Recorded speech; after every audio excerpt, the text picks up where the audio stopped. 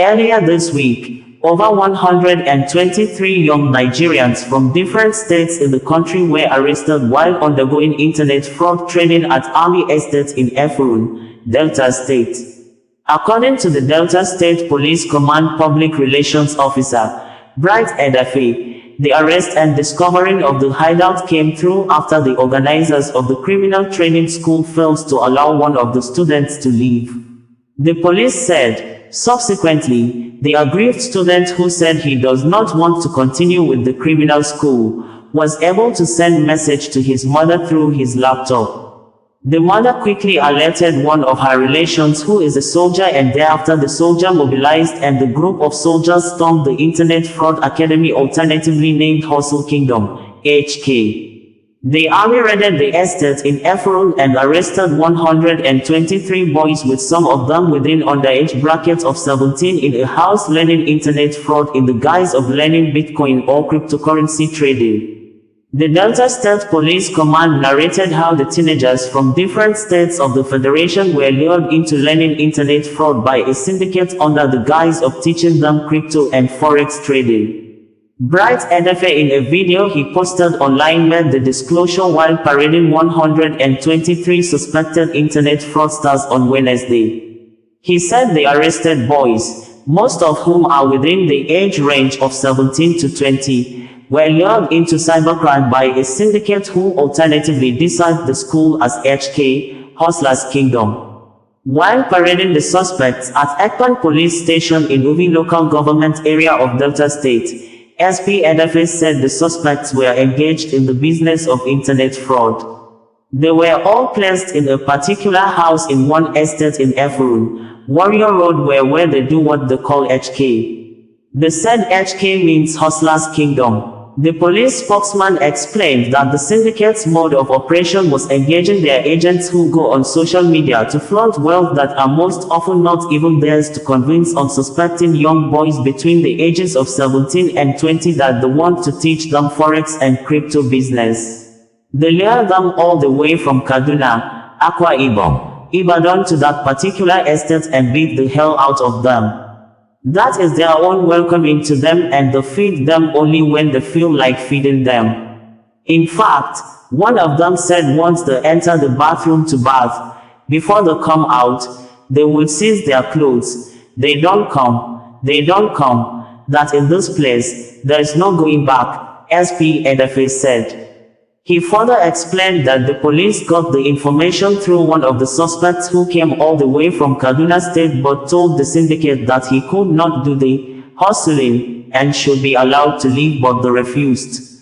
The boy now used the laptop assigned to him for internet fraud to contact the mother, who in turn reported to a relative who is a military personnel. The military men came in their large number and raided the estate and arrested over 123 suspected internet fraudsters. Adding, one Bolahan who was deceived from Ibadan in Oyo State said he studied in an Arabic school and needed money to go Cairo in Egypt. He met one of his friends, who he asked to borrow him 150,000 nairas. Edafe said, that guy told him that people that are below you are living larger than you. Come to worry, let me teach you how to make money. Only for him to come, they took him to that estate. As they are entering the estate, they were locking the gates and he became apprehensive and asked, what am I here to do? They told him it was internet fraud. He told them, I am an alpha, I can't do this, and they told him, you have come and you're not going back. That was how they welcomed him with beating. The Delta State Police Command's image maker said Bolahan was beaten to the extent that he excreted and urinated on his body with no choice than to stay back. He quoted Bolahan to have told the police that he had not spoken to his parents, not allowed access to sunlight throughout the 9 months he stayed in the gang's custody within the estate. Edafe then charged parents to cultivate the habit of monitoring their children and their peer groups. When we can't find them for some time, we should look for them. When they come home with unexplained and ill-gotten wealth, we should ask questions. We should not continue to tolerate this. This does not speak well for us as a nation, as a people and as a society, SP Edefe said. One of the suspects, 17-year-old Gideon, who came from Akwa Ibom State, when asked about what brought him to the situation, said he came to the estate to hustle. The teenage boy said he stayed in the estate for over 1 month and they were only fed morning and evening, adding that they only slept between 9 a.m. and 5 p.m. after which they start working. Gideon said they were shown how to hack Facebook and other social media accounts, stating that he did not like the business because it was hard for him to do. Speaking on when he spoke last with his parents, Gideon said, "They always seize our phones. We're only allowed to call on Sundays only." Okay, we are here at Ekpan police station in Ubia local government area. Here we'll be parading about 123 suspected internet fraudsters who were engaged in the business of internet fraud. They were all placed in a particular house in one estate in Efun, Warri Road, where they do what they call HK. They say HK means Hustler's Kingdom. However, what is their modus operandi?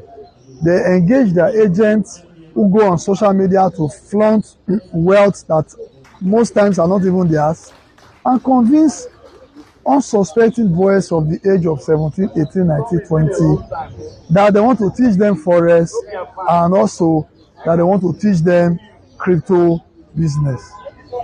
Now, what do? They lure them some all the way from Kaduna, some all the way from Akwa Ibom, some all the way from Ibadan to that particular estate and beat the hell out of them. That is their own welcoming to them. And feed them only when they feel like feeding them. In fact, one of them said once they enter the bedroom to bath, before they come out, they will seize their clothes, that they don't come. And in this place, there's no going back. Now, how did we get about this information? One of them, who came alongside two others all the way from Kaduna, told them that, "I can't do this, let me go home."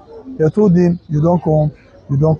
That guy now used his laptop that they gave to him to do the business of internet fraud to reach out to the mom, who quickly reported to their relative who happens to be a member of the military, and they came in their numbers and raided that estate and arrested over 123 internet fraudsters. We also have another one, Bola from Ibadan. He said he studied in Arabic school and he needed money to go to Cairo in Egypt. Met one of his friends who he asked for 150,000. And that guy told him, "People that are below you are even living larger than you. Come to Warri, let me teach you how to make money." Only for him to come, they took him to that estate. And as they are entering each of the gates, they are always shutting it, locking the gate. It became apprehensive and told them, "What am I here to do?" They told him it was internet fraud. He told them, "I am an Alpha. I can't do this." They told him, you have come, you are not going back. And that was how they welcomed him with beating. They beat him up to the extent that he even excreted on his body. He urinated on his body. And he had no choice than to stay back. This Bola said for the past 9 months, since he left Ibadan, he has not spoken to his mom, he has not spoken to his dad, they have not allowed him access to even sunlight. This is what is happening, and this is the reason why we must continue to monitor our kids, continue to monitor our what? Their peer group. When we can't find them for some time, we should look for them. When they come back home with unexplained and ill-gotten wealth, we should ask questions. We should not continue to tolerate this. This does not speak well for us as a nation. It does not speak well for us as a people and as a society. I just want us to briefly interview some of them so that they will tell us their story. Your name? My name is Gideon. Gideon, you are from where? I'm from Akwa Ibom. How old are you? I'm 17 years old. Repeat it. I'm 17 years old. Okay, so what brought you to that estate? My friend, let me start out. No, I don't need too many stories. What brought you to the estate? Just tell me. Go straight to the hustle. Also, what kind of hustling? Internet floating. Internet floating. Yes. Okay, now they tell you say it be. Okay, when did you get there? over 1 month. Okay, you don't do there for like 1 month now. Sir. Yes. Okay, so tell me your experience inside the place. Sir. My experience inside that place is sometimes we only eat morning and evening. Okay. And another thing is like we sleep 9 to 5 o'clock in the day. If we sleep at 9 and wake up from that 9 we start work till 5 o'clock. Oh yeah, how the work be? How do they do the work? Our work is to show us how to act this Facebook, after acting this Facebook. But that thing from me, I don't really like it. I always tell my guys sometimes this thing is very hard for me to do it. Okay, it's okay. Now, when was the last time you heard from your parents? Just only 4 months. Since you come the estate, they don't allow you call your mama. They only seize our phone. Men of the Nigeria Police Force have arrested 4 men who allegedly conspired together, disguised as women and defrauded a Croatian national. Police said the suspects fraudulently obtained the nude photographs of the Croatian man during their sex conversations on a dating app that later progressed to Instagram and WhatsApp. The police, while parading the suspects on Thursday, said they used the photographs to threaten to blackmail the Croatian and demanded payment from the victim before the issue was reported via the police online reporting app.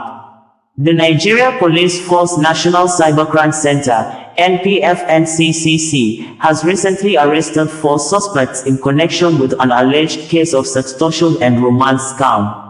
The suspects, Abodunrin Rashid, male, Abodunrin Tunde, male, and Abodunrin Roki, male, were apprehended following a report via the NPF-NCCC e-reporting portal and an intelligence report from the center. Investigation revealed that the suspects met a Croatian national on a dating app and claimed to be a woman.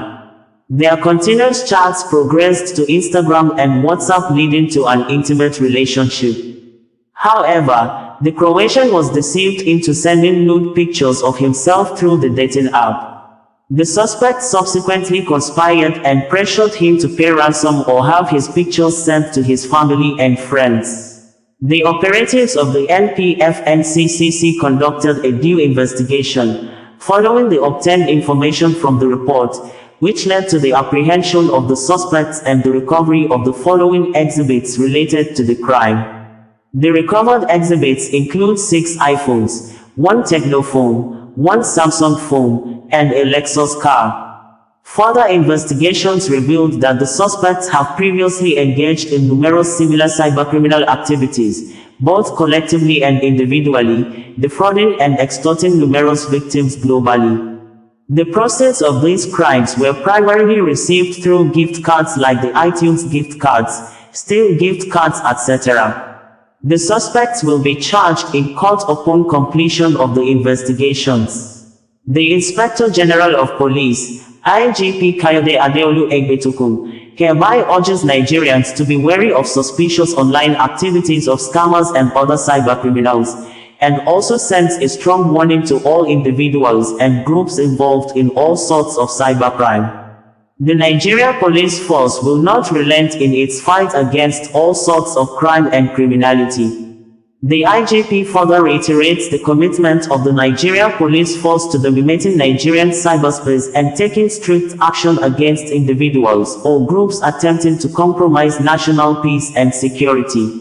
The IGP assures Nigerians of his dedication to bolstering national security and tackling all forms of crime in every sector. Furthermore, citizens are encouraged to report any suspicious activities through the e-reporting portal of the NPF-NCCC, ncc.npf.gov.ng/e-report/signing to aid in the timely identification and apprehension of cybercriminals. Olumuyiwa Adejobi, the Force Public Relations Officer, stated in a news release on Thursday. Are you a graduate? What's the qualifications? SSC. Which school did you attend? At the Adelaja Senior School. Where? Lagos. You school in Lagos from Ibadan. So what led you to this? How old are you? Dirty. So what led you to this? Why are you to this dirty and criminal deal?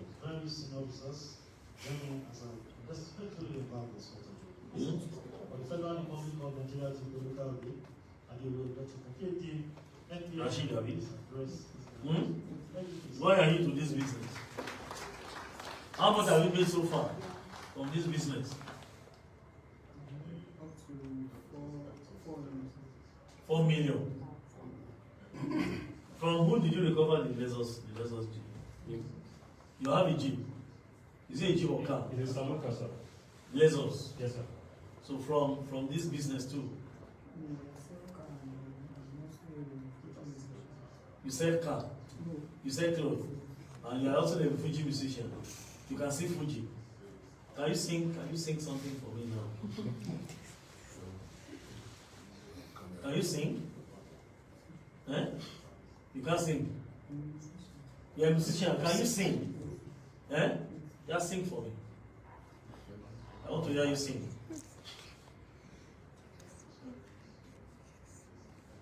Fuji now. You can sing Fuji. You start with oh, have you already do it? Yeah. Antenna.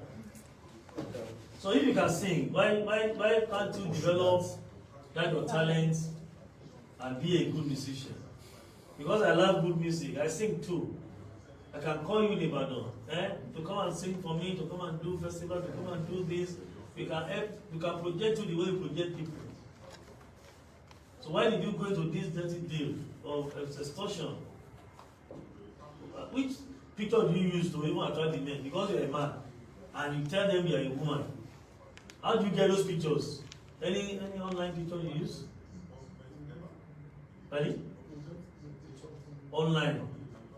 Okay, our men, you can see, many of you, they always follow women online. This is not the real face. So you can see the person you have followed online. It's actually, his name is actually Rashid Aboduri. What are the names you use online? Do you know any of Gogosina? You use Rosemary, One, Grace, Jennifer, Celestina, Jennifer, Esther. What are the names? Can you mention 2 or 3 names so that everyone can know the names? Medis and Maria. Melis and Maria. Marian. Miriam. So no, all of them are English. It's not Yoruba name. Why don't you use it by the name? But not romantic. Okay, your targets are foreigners, so that the name can be very familiar and very okay for them. It's well unfortunate. You even have a job as you sell clothes and you are a musician. You should have developed your talent so that you will not run foul of the law. Today, you. Do you have any question for? Yes. I wanted to know how many people have you Duped. in this Come close to the microphone. And why do you No, choose to use the white people instead of the black people? How many people have you duped first? This voice out and talk. You don't know. Can you tell us the number of people you have duped so far? You have done this with? Can you still remember how many of them? To have realized 4 million naira, can you remember? Is it only from one person? Like how many? Speak loud, my friend, see Mike.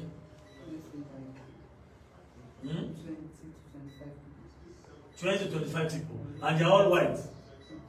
They are all white. Why the choice of white men? Is it because they trust easily, or they are gullible, or what? Or they love women?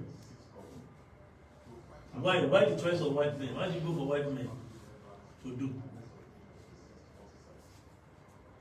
Answer me. They have not done any Nigerian before. They have not done this or any Nigerian before. So what is your advice to young men that are into the same thing? Or they are planning to be into this business? Can you give them any advice?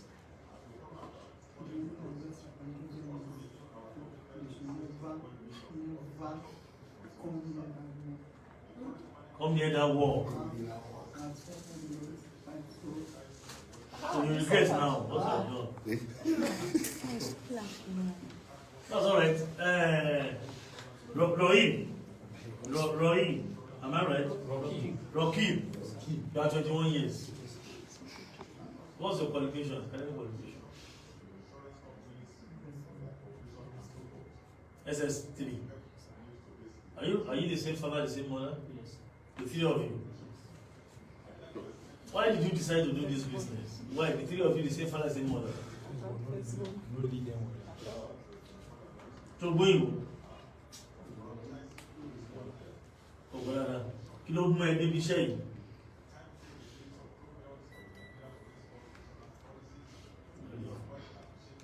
Kí ló mú ẹ tó ní ṣiṣẹ́ yìí?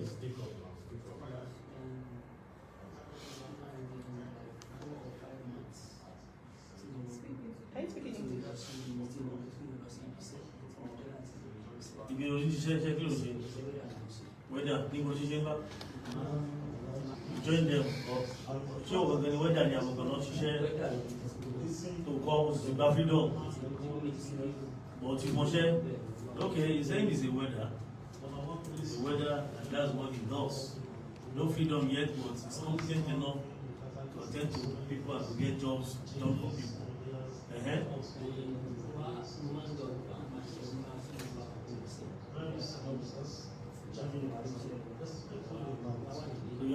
So you actually wanted to get money to buy your engine, your machine. So you couldn't have the money. So how did you now decide to go into this business?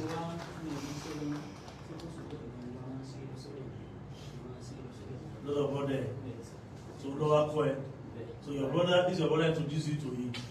So how did he introduce you to it? What did he tell you? Kilos of it?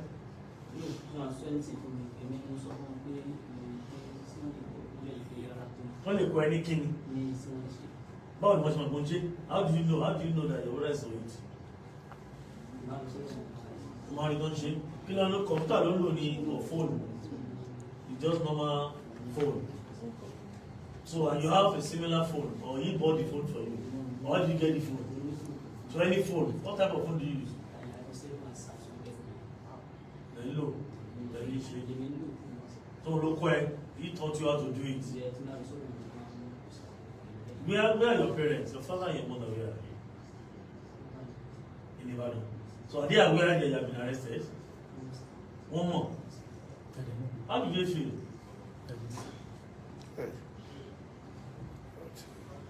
Okay, gentlemen of the press, that's the journey so far. We are back. You can see it's just quite unfortunate that we have a case like this involving three siblings, the same father, the same mother from Ibadan. Abodurin Rashid, Abodurin today, and Abodurin Oki. So parents, I think it's another assignment for us. Let us keep watching our children and words.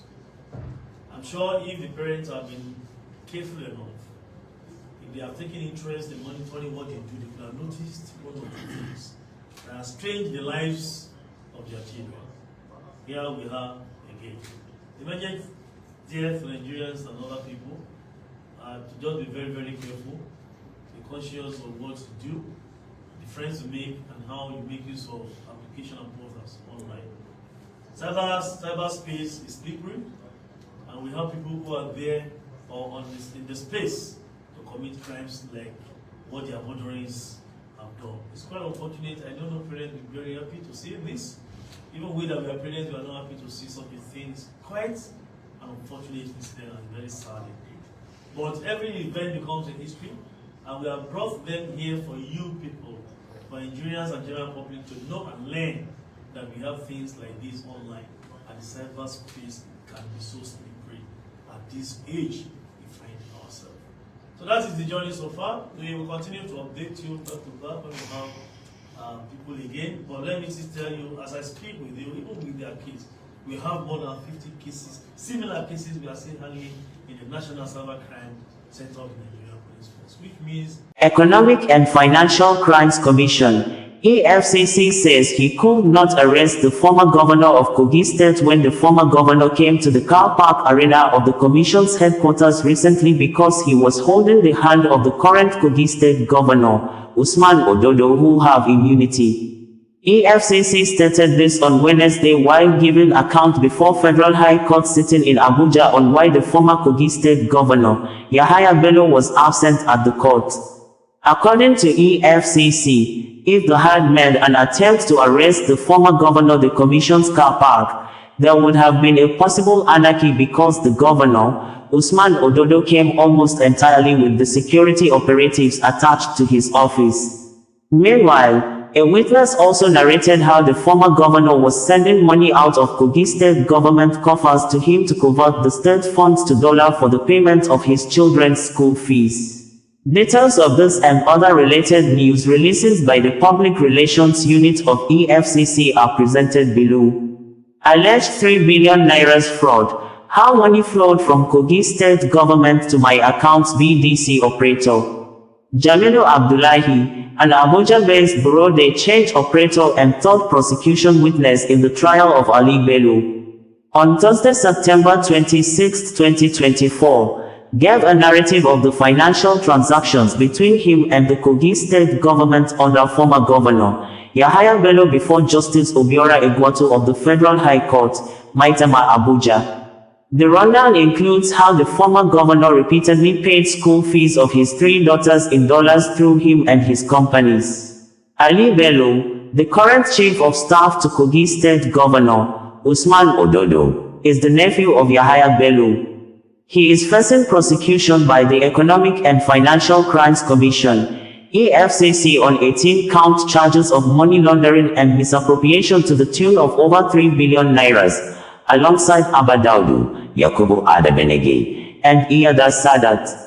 Led in evidence by the prosecution counsel, Rotimi Oyedepo, San, the witness disclosed that in one of the occasions, Daudu, the second defendant, brought $300,000 in cash to him for the payment of Yahaya Bello's daughters' school fees. Abba Daudu called me to say that they have a transaction, though it was on the weekend, but I drove down to the office and waited for them to come.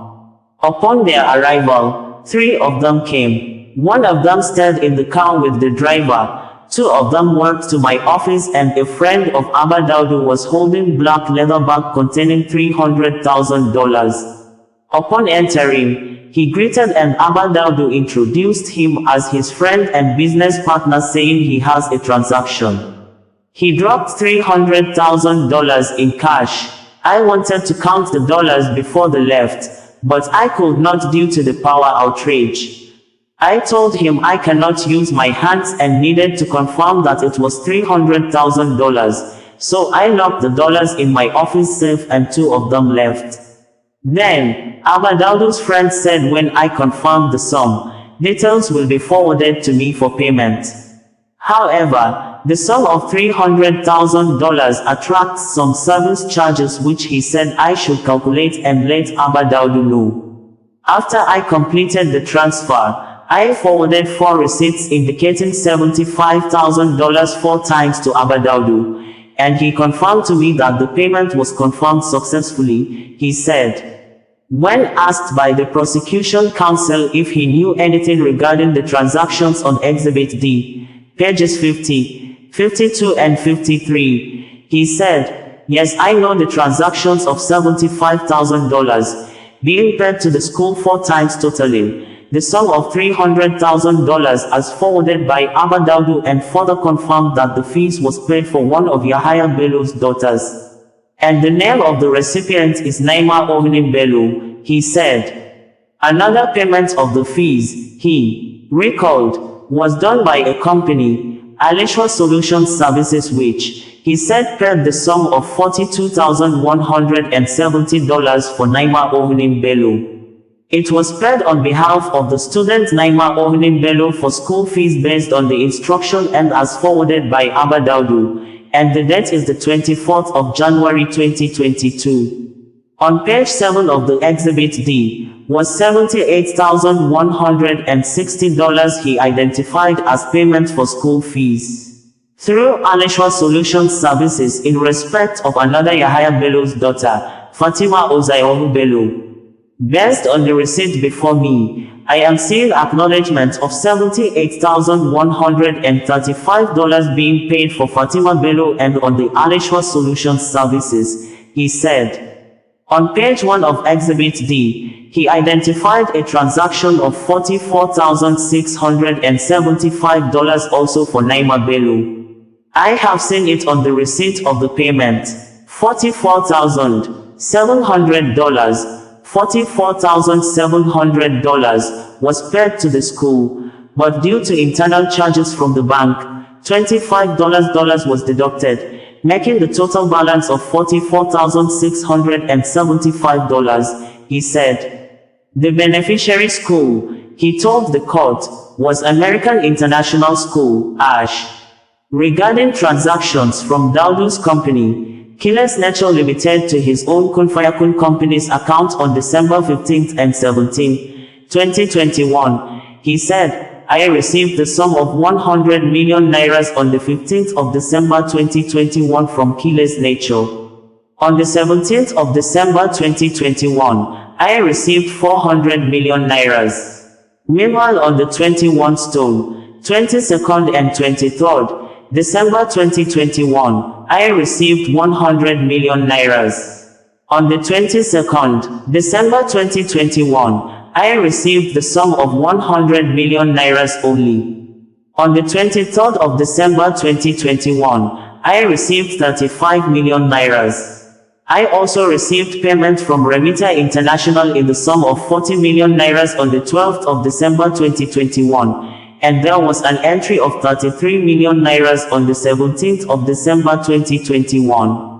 On the 7th of February 2022, I confirmed the receipt of 90 million Nairas from Kiles Nature, he said.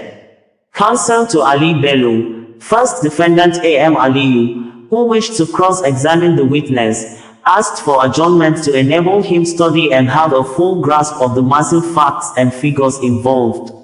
Nuren Jimo, counsel to the second, third and fourth defendant, agreed with him, while the prosecution counsel objected to the adjournment on the account that the witness has been in the dock since February 6, 2023. I believe the cross-examination of PW3 should begin. If there are other grounds, however, the application can be sustained. If not, I urge your lordship to turn it down. Justice Egwato adjourned the matter till October 25, 2024 and November 5 and 6, 2024 for continuation of trial.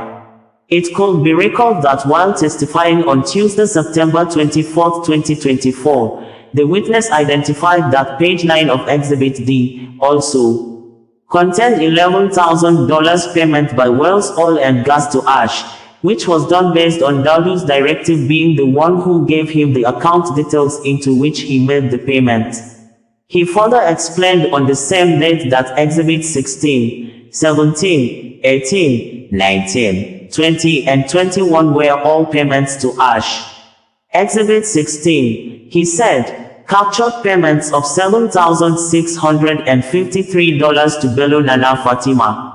The same, he said, applied to the payment of $19,296 on page 17 and $7,725 on page 18, while pages 19, 20 and 21 captured payments of $6,611.29, $21,470 and $21,492 respectively in favor of Zara Bello.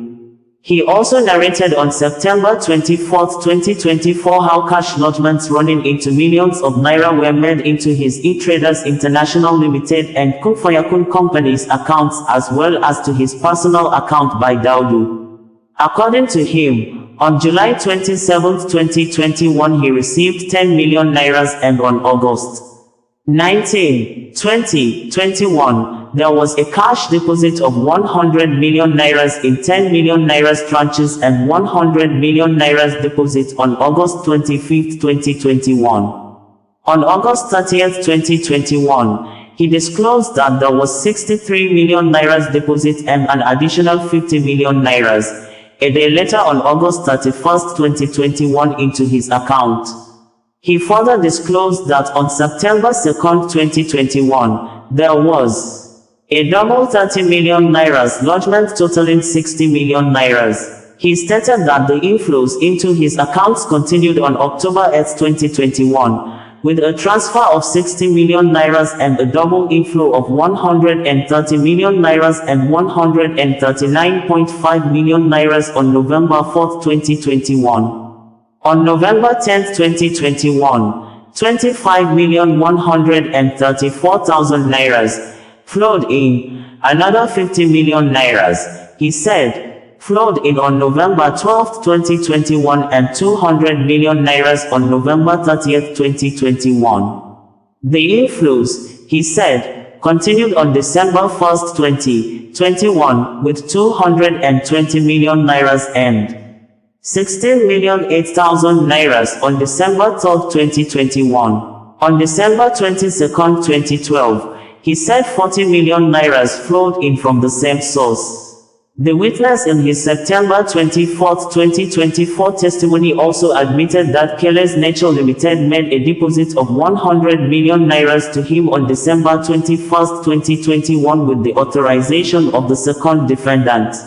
On December 22, 2021, another 100 million nairas, he said, flowed in from Keles Nature Limited, and another 60 million nairas from the company on December 29, 2021. The financial traffic continued on the new year. According to him, on January 18, 2022, 40 million nairas flowed in and continued thereafter. On the 19th of January, 2022, I received 50 million nairas, while on the 24th, 2022, I received 30 million nairas, and on the 28th of that same January, 2022, I received 40 million nairas cash in 4 tranches, and another 120 million nairas. On January 31, 2022, I received an inflow of 160 million nairas, while on February 1, 2022, I received 110 million nairas, and 150 million nairas on February 8, 2022, he said. He further disclosed that on March 2, 2022, a total of 84 million nairas was deposited in his account with another lodgement of 122 nairas. 980,000 on March 10, 2022 and 60 million nairas on March 21, 2022. On April 5, 2022, he stated that 150 million nairas flowed in and 140 million nairas, a day after on April 6, 2022. EFCC tackles Yahaya Bello's known appearance in court for arraignment. Lead prosecution counsel in the trial of former governor of Kogi State Yahaya Adoza Bello, Kemi Pinheiro-san, on Wednesday, September 25, 2024 told Justice Emeka Nwite of the Federal High Court sitting in Maitama, Abuja that the recent appearance of Bello at the parking lots of the Economic and Financial Crimes Commission, EFCC, was out of place as both the trial court and court of appeal clearly ordered him to present himself for arraignment in the 80.2 billion nairas money laundering charges preferred against him by the EFCC. There is nowhere my lordship or the court of appeal ordered that Yahaya Bello present himself at the EFCC car park, but rather to appear before my lordship for arraignment. What is even more worrisome and disconcerting is that the defendant went to the EFCC car park holding the hands of a person with immunity who came with all the full security of his office. The implication, my lord, is if there was an attempt to get him from the person of immunity, there would be an invitation to anarchy. The invitation by the EFCC later in the day for Yahaya Bello to come alone, not with a person with immunity. Security persons and other people was resisted again on their own admission, he said. Speaking further, Pinheiro pointed out that, "My lord, we wrote a letter to the defendant's lawyers drawing our colleagues' attention that arraignment is not conducted in EFCC's car park, but the defendant should be in court today according to the judgment of the Court of Appeal and this honorable court's ruling." Pinheiro also urged the judge to demonstrate his might and exercise his power to show Bello's counsel A.M. Aboyi that the court is not a vaudeville for entertainment but for serious business. This court is not a vaudeville. A vaudeville is a place of diverse entertainment. I want to borrow the words of Justice Uwaifo that no party should make a court a place of entertainment. The court must resist it. It is a place of serious and solemn business, he said. He specifically sought the order of the court for Aboyi to be sanctioned and referred to the Legal Practitioners Disciplinary Committee, LPDC, for turning the court to a vaudeville. My lord, it is against this backdrop that I will make this assertion that my learned friend wants to turn this place to an entertainment place or a casino. I want the court to use its power against him, because his senior advocates have left and pushed him, so that it will serve as a lesson to others, he said. He also sought leave of the court to proceed to the trial of Bello in absentia. Meanwhile, Abdul Mohammed San, counsel to Adeola Adedipe San, craved the indulgence of the court to exercise its discretion not to charge Adedipe for contempt. Our application is filed on the 18th of July 2024. It is supported by an 11-paragraph affidavit deposed to by the applicant, Mr. Adeola Adedipe. That affidavit has an exhibit marked A, and in compliance with my lord is a written address. We are urging my lord to exercise his discretion. We are on bended knees begging you to exercise your discretion and grant the prayers that are contained in the affidavit, he said. After listening to the counsels, Justice Iwite stressed that the matter is slated for arraignment, and it seems it has gone back to square one. It's been over 5 months now and I don't know how the case is going. With the submission made by counsels this morning, it's quite unfortunate, but I have to reserve my comments. I have to reserve judgment on the submission of these counsels. He thereafter adjourned the matter till October 30, 2024 for arraignment and ruling. The EFCC is prosecuting Bello on 18-count charges bordering on money laundering to the tune of 80.2 billion nairas. Yahaya Bello must have his day in court. It is public knowledge that a former governor of Kogi State, Mr. Yahaya Bello, had made several unsuccessful attempts to throw spanners in his ongoing trial through some irresponsible and utterly rascally efforts. The appropriate place of surrender will be before Justice Emeka Nwite of the Federal High Court, Abuja, before whom his legal team had undertaken to produce him to answer to the 18-count charges of money laundering preferred against him by the Economic and Financial Crimes Commission, EFCC. Yahaya Bello should be more interested in clearing his name than playing the victim and crying persecution, where none exists. To even insinuate that he was the target of a phantom assassination attempt because the EFCC made efforts to effect his arrest at the Kogi State Governor's Lodge where he had been hiding, is preposterous. It is the first time in the Commission's more than 2 decades existence that such a jejune claim would be made. This is no more than scaremongering, intended to scandalize the Commission. But EFCC is not deterred by this, and other shenanigans by the ex-governor. The Commission remains committed to ensuring that the law takes its course in the money laundering charges already filed against Yahaya Bello in court. EFCC is eager to engage the former governor in the courtroom where the avalanche of evidence so painstakingly assembled can be presented and arguments marshaled for justice to be served to all parties involved in this saga. The true test of Yahaya Bello's willingness to abide by the law in the criminal proceedings instituted against him at the Federal High Court Abuja by the EFCC is to present himself to the court in obedience to the order of Justice Nwite. His presence in court is the only step that will convince Nigerians that his touted submission to the EFCC, which was widely reported in the media on September 18th, was not a stunt. Till date, Bello is yet to take his plea in the alleged 80.2 billion naira's money laundering charges preferred against him before Justice White. His invasion of the corporate headquarters of the commission with a retinue of security details, hand-to-hand cahoots and carriage with a sitting governor having immunity, unwarranted media blitz, scripted sleight of hand unknown to the public and other back-end intelligence available to the commission, compelled a tactical rebuff of his touted surrender offer. The incident of Wednesday, September 18, 2024 regarding the orchestrated antics of the former governor to surrender himself to the EFCC, having denied being invited by the commission and operating on the ground as a fugitive for several months, expectedly raised concerns and curiosity of many Nigerians who had been waiting frantically for his arrest and trial. As a responsible anti-graft agency, the EFCC is sensitive to public opinions, especially if they are in tandem with its operational codes and standard operating procedures. However, no hysteria, blackmail, sentiment or coordinated attacks in some section of the media would make the commission compromise its integrity. Yahaya Bello's matter cannot define the success or failure of the works of the EFCC, as the scorecard of the commission is remarkable and undeniably impressive. The EFCC is not unaware of the fact that corruption fights back.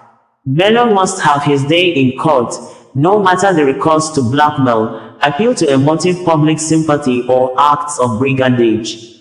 Within the year, the commission had arraigned 3 former ministers, 2 ex-governors, several top government officials, captains of industries, internet fraudsters and many more would be arraigned in due course. Every former governor, minister, head of ministries, departments and agencies, LD as being investigated by the commission would soon be charged to court. The EFCC is not running a circus show. Corruption issues should not be turned into a theater of the absurd. Those who harbor a criminal suspect should know that the act is also a criminal offense which is also punishable in law. While the EFCC is assuring the public of its unfaltering focus and commitment to continue to tackle every issue of economic and financial crime without fear or favor, there is need to remind Nigerians that corruption does fight back and caution and restraint should always be exercised in responding to the operational mechanics and dynamics of Osazuwa Radio, bringing you the news in a more digital way.